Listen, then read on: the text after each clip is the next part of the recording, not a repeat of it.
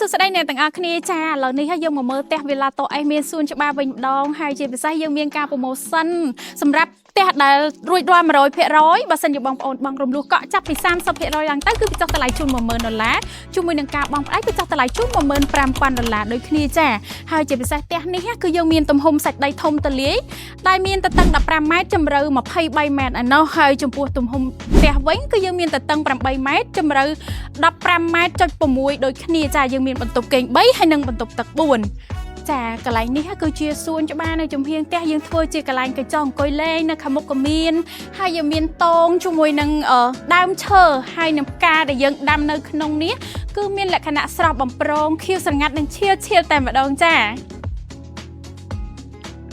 និយាយទៅផ្ទះនេះបើសិនជាបងប្អូនដែលគាត់ចូលចិត្តបរិយាកាសបែបធម្មជាតិផ្សារភ្ជាប់ជាមួយគឺត្រូវមែនទែនចាហើយយើងមានតងអង្គុយលេងបែបនេះគឺយើងមានអាចយកខ្យល់អាកាសពេលល្ងាចអីអញ្ចឹងទៅណាគឺយើងអង្គុយនៅក្នុងផ្ទះរបស់យើងតែម្ដងចានៅកន្លែងនេះក៏យើងមានកញ្ចក់មួយទៀតចាកញ្ចក់នេះគឺយើងមានបំពាក់ជាម៉ាស៊ីនត្រជាក់រួចជាស្រេចមានសាឡុងមានភ្លើងនិយាយទៅគឺភ្លើងអំពូលរចនាម៉ូដយ៉ាងស្រស់ស្អាតតែម្ដងដែលធ្វើឲ្យខ្យល់អាកាសធាតុយើងអង្គុយលេងអញ្ចឹងទៅគឺយើងខ្យល់អាកាសធាតុពីខាងក្រៅមកគឺប៉ះអារម្មណ៍និយាយទៅគឺធ្វើអារម្មណ៍ស្រស់ស្រាយតែម្ដងចាតោះកុំឲ្យខាតពេលយូរយើងទៅមើលខាងក្នុងផ្ទះទាំងអស់គ្នាថាមានលក្ខណៈស្រស់ស្អាតបែបណាចាបណ្ដោះកន្លែងនេះយើងមានចំណតឡានបងប្អូនអាចដាក់ឡានបាន2ឬក៏3គ្រឿងឯណាចាគឺធំតលីសំល្មមយើងដាក់ចំហៀងខាងនេះហើយយើងអាចមកដាក់ខាងនេះក៏បានដែរចា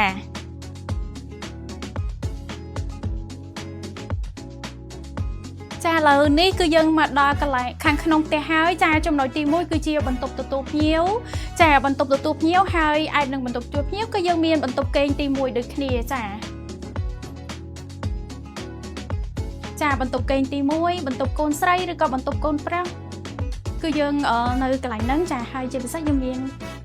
តុបទឹកមួយសម្រាប់ប្រើប្រាស់នៅក្នុងនេះរួចជាស្រេចតែម្ដងចាឥ